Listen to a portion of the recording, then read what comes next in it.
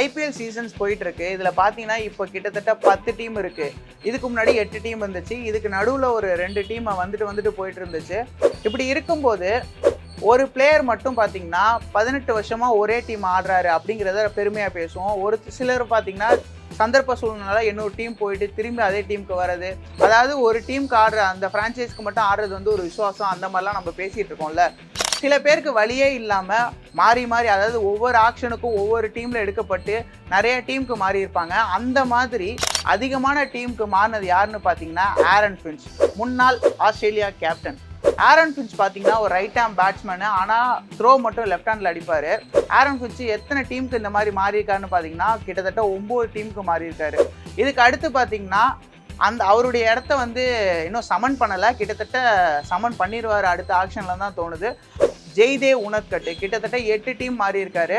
இதுக்கப்புறம் பார்த்தீங்கன்னா மனிஷ் பாண்டே ஒரு 7 டீம் மாறி இருக்காரு. அடுத்து பார்த்தீங்கன்னா தினேஷ் கார்த்திக்லேருந்து ஒரு 4 பிளேயர், அதில் யுவராஜ் சிங்கும் இருக்காருங்க, 6 டீம் மாறி இருக்காங்க.